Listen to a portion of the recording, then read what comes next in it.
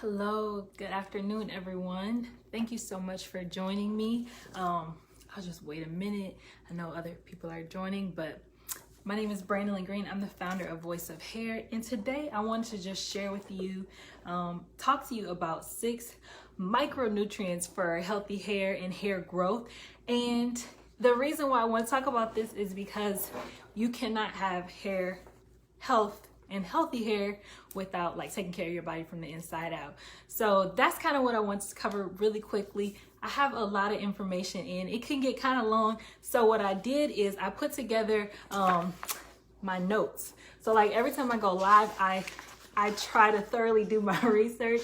And so if you aren't able to stay for the whole live and you want the notes, you can just click the link in this post. You can sign up to get these notes texted back to you right away. So thank y'all so much for joining. In the meantime, before everybody comes on, please let me know where you're tuning in from. I'm Brandon Green. I'm the founder of Voice of Hair. I'm in Austin, Texas. I love to know where everybody is watching. And I know it's kind of the middle of the day, but if you are watching this on replay, go ahead and just type replay so we know that you're joining us a little bit late. And while you all are letting me know and doing your roll call and letting me know where y'all are tuning in from, I can just go ahead and get started. And again, if you don't have time to stay for the whole live, because I know it is the middle of the day, you can just go ahead and click the link that I put in the post, and then you can get my notes that I put together on these 6 micronutrients. Okay, so the reason why I wanted to talk about this is because there are so many of us who, we're focusing on using certain products on our hair, but we forget that we got to take care of our bodies from the inside out so that our hair can grow naturally. So well, I want you to use this. I just want you to use this in conjunction with some healthy hair foods. So let me talk to you a little bit about that. And I see y'all are doing a roll call from California, Detroit, Philly, Brooklyn. So good to see you. St. Louis in the building. I see you, girl. Thank you so much for joining us. And again, I'm excited to be here. So I won't take too much time. If you are late and you don't have time to stay for my whole live, just click the link and I'll text you my notes. But the first micronutrient, I'm talking about 6 today. The first one that I want to share with you and talk to you about the importance of is vitamin A. And the reason why it's so important that we're getting these micronutrients in our body is because micronutrients are vitamins that our bodies cannot make. We can't make them, but we have to get them from our diet. And so all of these that I'm gonna share with you are extremely important to healthy hair, getting your hair longer, stronger. And, personally, I've had hair loss in the past and it was because I didn't have these micronutrients. So vitamin A is the first one I'm gonna talk about. And why this one is so important is it's a fat soluble vitamin that's present in a lot of foods. And it's important for healthy hair, of course, vision, immune support, as well as reproductive functions in our body. But the one thing about vitamin A is that because it's fat soluble, our body can store it. So you want to make sure that you're not getting too much, but you also want to make sure that you're getting enough. And if you are someone who suffers from dry scalp, vitamin A could be part of the reason why you're going through this. Vitamin A is what actually helps our body to produce enough sebum. And that's a real big issue as we age and get older. Sometimes a lot of women and men will have dry scalp, so you could be lacking vitamin A. Anytime you take a vitamin supplement or something like that, it's going to range from 25 micrograms to 2,500 IUs to 10,000 IUs. So first, you want to just make sure that you're not deficient. If you're deficient, you're going to need more, and you want to talk to your doctor about how much you need. But most women are going to need about 700 micrograms, and men are going to need around 900. If you're pregnant or nursing, you're going to need a little bit more for that tissue and fetal growth development for your young baby that's growing. So that's super important. Now, I want to talk to you about a couple of foods and things that you can get your vitamin D or vitamin A from. Keep in mind that because it's fat soluble, that means that it can store excess amounts in the body and often in our liver, and that can actually cause health issues. So I don't want you just going out and buying vitamin A and taking it, and taking a lot, not knowing if you need a ton or not. So you always want to like get your blood work done at least once a year, and just make sure that you're not deficient in any key nutrients. So some of the key fruits and vegetables and things that we can get vitamin A from are anything that's like foods that are very orange, like orange and yellow in color. Those actually have some of the highest sources of vitamin A for our bodies. Cod liver oil is a good source. Eggs, fortified breakfast cereal. So when I say fortified, I'm gonna say basically honey bunches of oats, Special K, Wheaties, things like that. Those are really good. They have vitamin A added to them. So you wanna look at the percentage to see how much is actually added to it. Fortified skim milk. And then other sources are broccoli. So every week, like when I'm going shopping, I'm trying to make sure that I'm getting a good mix of, my multicolors of fruits and vegetables, so that I can make sure that we're adding these to our diet, because that's obviously one of the best ways to get these vitamins. But of course, if you are deficient or you have trouble like maybe eating healthy, you just make sure you're getting a good supplement. So that's the first one. The second vitamin that I want to talk to you about today is B12. So vitamin B12 is super important for our hair as well as for our overall health and body. Our bodies don't make vitamin B12 as well, so we got to get it from our food and supplements. And it's important because it helps carry oxygen and nutrients to our scalp, which actually promote hair growth. And if you don't get enough vitamin B12, you may or may not know, but you definitely can experience hair loss. And vitamin B12 deficiencies often go hand in hand with iron deficiency. So if you're anemic and iron deficient, then you also may be B12 deficient. But of course, you would need to look at your blood work to see. Other health issues that come along with being B12 deficient is like weakness, tiredness, lightheadedness, heart palpitations, pale skin, a smooth tongue, nerve problems like tingling in your fingers or your knees and legs and things like that, and then vision loss. So low levels of vitamin B12, this is super key, are way more common in people over the age of 50. So if you're over 50, you want to make sure that you're getting the right amount of B12.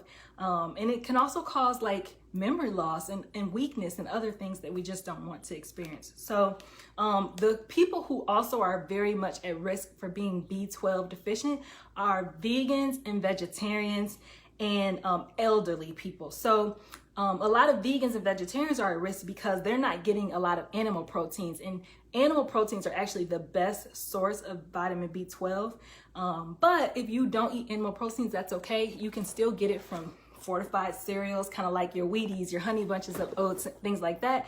Pastas, rice, and other like starchy foods. So you want to look at the nutrition panel as you're shopping to make sure that you're buying the kind that's fortified with vitamin B12. And then it's also important that if you do eat eggs, that's a really good source. But other foods that you can get B12 from is clams, tuna, king crab, beef, and yeah, those are just some general good sources of B12.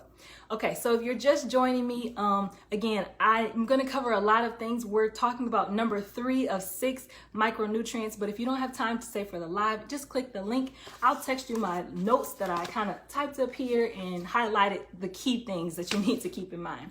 So let's talk about the third one, which is vitamin C. Now, I know a lot of people are like, vitamin C, how is that important to my hair? But the thing about vitamin C is that it's crucial for our bodies because it actually helps.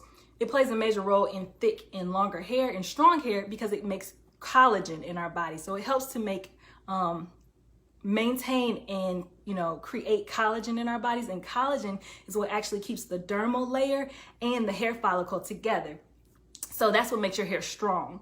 And low collagen production actually can lead to weak and brittle hair. You know, like if you're always combing your hair and you're finding that it's snapping and breaking off, you may also, you know, want to up your collagen intake by making sure you get enough vitamin C. Another thing that vitamin C is super critical for is helping our body to absorb iron. So again, iron is found a lot in like some of those animal sources, but if you don't eat animal products and you're vegetarian or vegan, then you want to make sure you're getting enough vitamin C to help iron get absorbed. Now, I do have a chart in here for the daily recommended amount you should get, but for women, you need at least 75 milligrams. For men, they need 90 milligrams. And of course, if you're breastfeeding or nursing, you might need 120 milligrams of vitamin C. Now, vitamin C is not very common in the US because a lot of our foods do have vitamin C in it, but there's certain groups of people that just aren't getting enough. And if you are a smoker or if you are exposed to smoke a lot, like secondhand smoke, then you want to make sure that you actually, if you're a smoker and you're exposed to secondhand smoke, then you're going to need an extra 35 milligrams of vitamin C per day. Also, if you're a super picky eater or if you have medical conditions such as like kidney disease or hemodialysis, things like that, you'll need more vitamin C in your diet as well. Okay, so that's the third one. Number 4 is vitamin D. So vitamin D is really important for a lot of processes, and it's also very important for our hair growth. It's not commonly found in a lot of the foods that we eat like the other ones, but you can find vitamin D in like salmon, wild salmon, milk, soy, and eggs, and wild mushrooms. But the best source of vitamin D is actually from, you know, direct sunlight. And so the thing that's so special about vitamin D is that it happens in our bodies. We get it, and it's created when our skin is exposed to the sunlight, and that's called cholecalciferol synthesis. So you want to make sure that you at least try to spend 10 to 30 minutes a day in the sunlight, and that can be kind of hard. And so then that's where supplements can come into play. You know, as I said, there are a couple of foods that we can get our vitamin D from, such as like mackerel, sardines, herring, red meat, liver, egg yolks, and then of course some of those fortified cereals. Okay, so that's vitamin D, and then that is number 4. So let me go on to number 5, which is iron. So iron is a critical vitamin for our health, and I'm sure a lot of us are familiar with some of the side effects of iron deficiency, such as feeling weak and tired, and especially women who are menstruating have a higher risk of being iron deficient because, we lose a lot of blood, once a month. So this iron is responsible for boosting circulation and carrying oxygen to our follicles and just helping our hair to grow faster and longer because it's, carrying that oxygen that we need there. So when your body lacks iron, you definitely are going to experience hair loss. And iron actually is a mineral that we take in, and it stores some of it in our body in the form of something called ferritin. Ferritin is a type of protein in our blood, and whenever our body is low on ferritin, it borrows it from our hair follicles because our hair is not as vital to our health and to our well-being in life and survival. So, obviously if it's borrowing ferritin from our hair, that's where we're going to see a lot of hair loss happen. So that's why it's important that you get the right amount of iron. So it's 2 different types of iron that your body can absorb. One is heme iron and one is non-heme iron. So heme iron is the type of iron that you get from like your steaks, your animal products, your lean meats. And then non-heme iron is what you actually can get from like spinach, kale, and those dark broccoli and dark green leafy vegetables. Now, the one thing I just want to say, a lot of people, a lot of us, me included, trying to reduce the amount of meat we're taking in, but meat is probably like the best source of iron. So if you're switching to a plant-based diet, you want to make sure that you're getting enough vitamin C to help those plant-based foods get properly absorbed as iron into your body. Because when you only eat non-heme iron, which is the plant-based kind, then our bodies, it also is in cereals and beans as well, but our bodies can't absorb it as well. So you'll need, to make sure you're getting a little extra vitamin C so that your body can digest that and then turn it into the iron that you need. And then, yes, okay. So I do have like a little chart in here that kind of shows you like how much iron you need based on your age and stage of life. But again, if you're an adult woman between 19 and 50 years old, you probably need about 18 milligrams. Pregnant women need more iron, so they need 27 milligrams. But if you're breastfeeding and you're not, pregnant, obviously, then you would need less iron, like 9 milligrams. Or I'm sorry, yes. And that's because when you're breastfeeding, they assume that you're not having a cycle anymore. And so then you would need less iron because you're not shedding as much blood. So anyway, talk to your doctor about where you are, get your blood work done, and then see how much you need. That's what I always recommend. So number 6 micronutrient that I want to share with you is zinc. Now, zinc is one, if you, like for me, I've always been taught zinc is important for your preventing colds and stuff like that. It's actually super important for DNA synthesis, immune functions, metabolism, and growth. And it helps with wound healing, cell division, and it also helps with your sense of smell and taste. But our bodies don't store zinc either, so we have to get it from our vitamin or from our diet, from the foods and stuff. You can get it from, like nuts, seeds. So this is not like a good example, but I'm always doing some sort of trail mix to make sure that I'm getting enough. If you don't, you could have a lot of symptoms of you can have a lot of symptoms of a cold, rash around your mouth. You can have delayed healing in your body when you do like have cuts and scrapes. You can get a skin rash. You can just have a weakened immune system, vision problems, ulcers, so many things. So zinc is super important.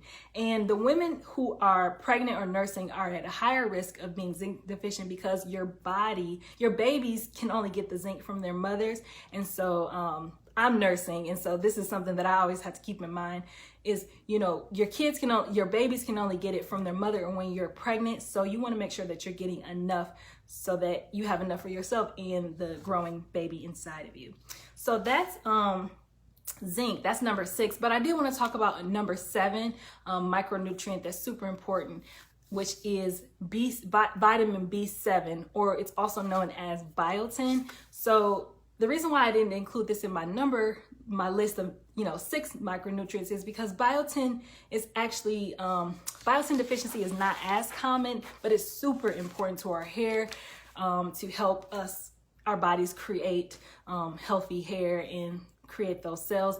But biotin can also be found in a lot of foods that we eat, such as lean meats, poultry, eggs, seafood, beans, lentils, nuts and seeds, soy products, and things like that. So again, B7 deficiency or biotin deficiency is a big deal. And even in the internal journal of trichology, there was a study with participants in 2016 who experienced hair loss, and 38% of them had biotin deficiency. So if you aren't getting enough biotin, you definitely can experience that hair loss. But my point is that a lot of people do get a lot of biotin in their diets. If you aren't, then you want to make sure that you are, like I said, talk to your doctor. You might need to, increase your uptake in certain foods and fruits and vegetables that you're eating, seafood, but also you might just need to take a supplement, and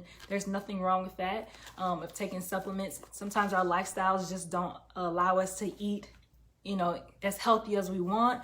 But just getting the vitamins is what's important for your hair and your body. So again, thank y'all for joining me. I will put my notes. If you click the link in this post, I can send you my notes so that you can get them and you can review them. If you have questions, you can kind of see how much of each nutrient you need. And yeah, that's it. So if y'all have any other questions, go ahead and just type replay and just list your question below, and I'll come back. But again, thank you for joining me, and I hope y'all have a blessed and wonderful rest of your day. All right, bye-bye.